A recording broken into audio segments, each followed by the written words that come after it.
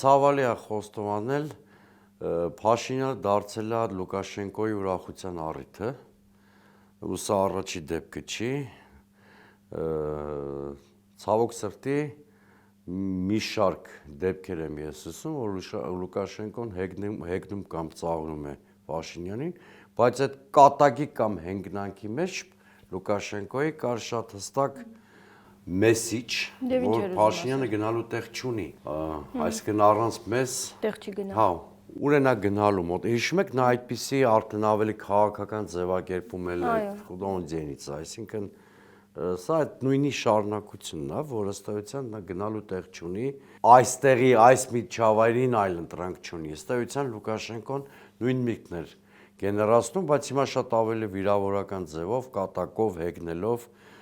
սարկազմով, ընդհանրապես դա միակ դրվագը չի, մի հատ ուրիշ տեսանյութ էլ տարածեցին, որտեղ